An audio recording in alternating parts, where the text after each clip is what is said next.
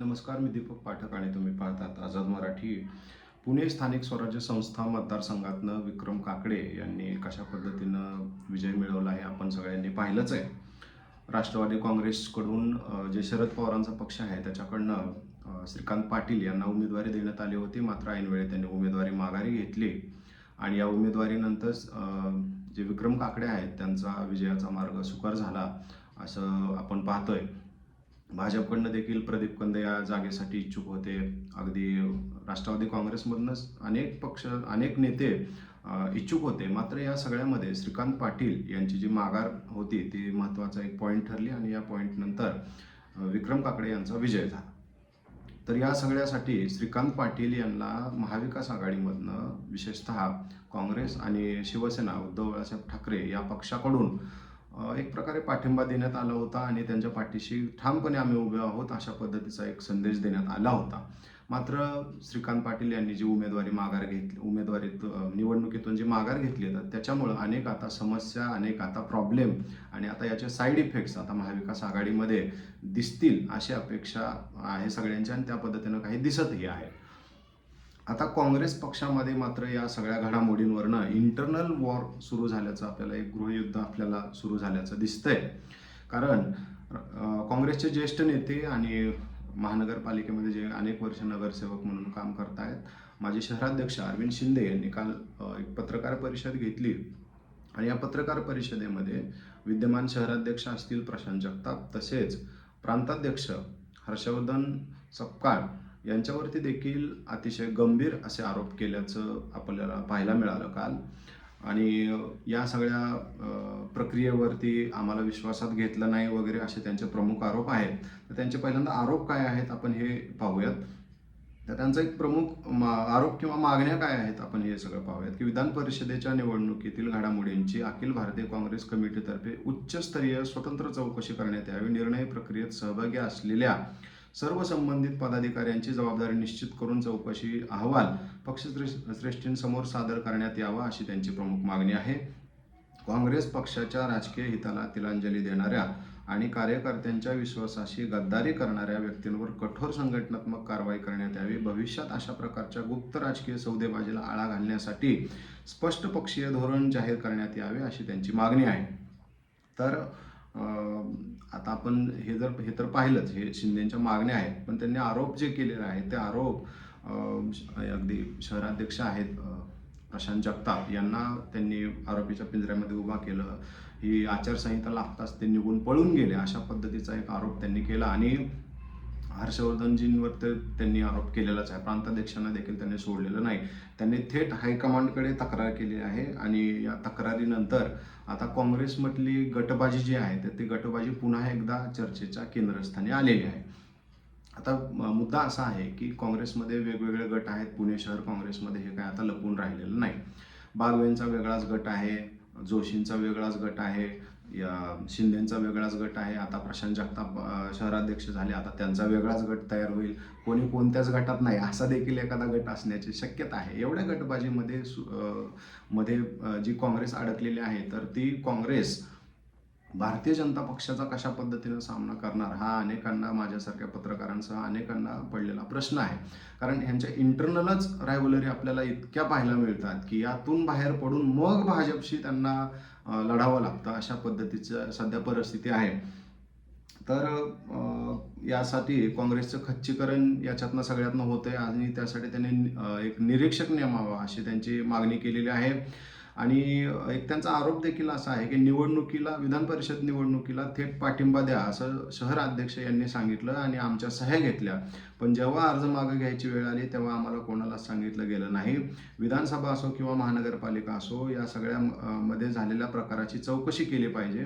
कुठल्याच निवडणुकीत जर काँग्रेस लढणार नसेल तर अशी प्रतिमा असेल तर 15 नगरसेवक जिंकले आहेत त्यांचं काय, त्यांच्या भावनेचा आणि प्रामाणिकपणाचं काय असा त्यांनी एक थेट सवालच उपस्थित केला आहे. आणि हर्षवर्धन सपकाळ यांची तर त्यांनी वरिष्ठांकडे तक्रारच केली.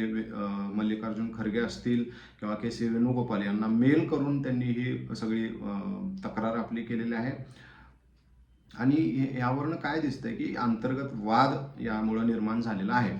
आता मी ज्या वेळेला माहिती घेतली त्यावेळेला प्रशांत जगताप हे आपल्या आई आणि इतर कुटुंबियांसह ते चारधाम यात्रेला गेलेले आहेत आणि कुठल्याही अशा पद्धतीनं मोठ्या यात्रेचं ज्या वेळेला कोणीही नियोजन करतं तर त्यावेळेला हे काय असं 1-2 दिवसात होत नाही. त्याचं अगोदरच प्लॅनिंग झालेलं असतं आणि ते प्लॅनिंगनुसारच जे प्रशांत जगताप आहेत तर ते गेलेलं आपल्याला प्राथमिक माहितीनुसार तर आपल्याला समजते. आता नेमकं याच्यामागं काय आहे तर ते प्रशांत जगताप स्वतः ज्या वेळेला पत्रकार परिषद घेतील तर त्यावेळेला समोर येईलच.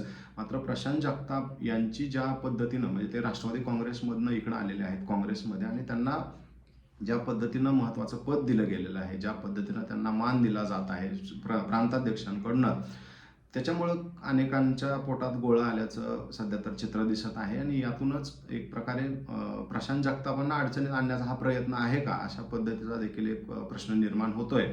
मी जसं सांगितलं की तुम्हाला ह्या इंटरनल गटबाजीमुळं काँग्रेसचं अतिशय मोठ्या प्रमाणामध्ये नुकसान होत आहे. पुणे शहरामध्ये एक वेळ काँग्रेसची अशी अवस्था होती की म्हणजे अशा परिस्थितीत काँग्रेस पक्ष होता की अगदी इथं दगड उभा केला तरी सुद्धा निवडून येतोय की काय अशी परिस्थिती होती. मात्र आज काँग्रेस पक्ष जर आपण बघतोय तर गल्लीबोळातनं हद्दपार होत चाललेला आहे पुण्याच्या आणि या सगळ्याच्या मागे किंवा या सगळ्याला जबाबदार कोण आहे? आता याची जबाबदारी कोण कोण घेणार? कारण शहराध्यक्ष म्हणून तर अरविंद शिंदे सुद्धा होते. त्यांच्या कार्यकाळात देखील अनेकांनी पक्षांना सोडचिठ्ठी दिलेली आहे. मग आता ह्या सगळ्याची जबाबदारी अरविंद शिंदे सुद्धा घेणार आहेत का? कारण त्यांच्या सुद्धा कार्यकाळात जर अशा पद्धतीनं सोडून गेले असतील काँग्रेस पक्षाच्या नुकसानीची जे अरविंद शिंदे जे काळजी करतायत तर त्या नुकसानीची जबाबदारी अरविंद शिंदेंनी सुद्धा थोडीफार तर घ्यायलाच पाहिजे. बरं, काँग्रेस पक्षाकडनं कोणी इच्छुक नव्हतं किंवा तयारी नव्हती सुरू केली शहराध्यक्ष म्हणून किंवा या ठिकाणचे नेते म्हणून जगतापांनी असंही काही नाही आहे. या ठिकाणी गोपाळ तिवारी म्हणून काँग्रेसचे एक नेते आहेत, प्रवक्ते आहेत, ज्येष्ठ नेते आहेत, अनेक वर्षांचं त्यांचं काँग्रेसमध्ये काम आहे. या नेत्याला उमेदवारी देण्याबाबत त्यांनी प्रदेशाध्यक्ष जे आहेत काँग्रेसचे तर त्यांच्यासोबत चर्चा केली होती प्रशांत जगतापांनी आणि त्यानुसार त्यांचा उमेदवारी अर्ज देखील घेतला होता असं समजतंय. म्हणजे काँग्रेसकडनं ही निवडणूक लढण्याची पूर्ण तयारी झाली होती. मात्र महाविकास आघाडीमध्ये असणारा जो आपला साथीदार आहे पक्ष राष्ट्रवादी काँग्रेस शरद पवार पक्ष तर त्या पक्षाचं थोडंसं संख्याबळ जास्त दिसत असल्यामुळं कदाचित काँग्रेसच्या श्रेष्ठींनी या ठिकाणी राष्ट्रवादी काँग्रेस शरद पवार पक्षाला पाठिंबा देण्याचा निर्णय घेतला असावा. मात्र पुढे जाऊन आता त्या उमेदवारांनी माघार घेतली. आता उमेदवारांनी माघार का घेतली याच्या मागच्या अनेक कारणांच्याबद्दल कुजबूज तर सध्या सुरूच आहे. मात्र त्या उमेदवारांनी माघार घेतली आणि भांडण लागलं आहे काँग्रेसमध्ये. कमाल आहे.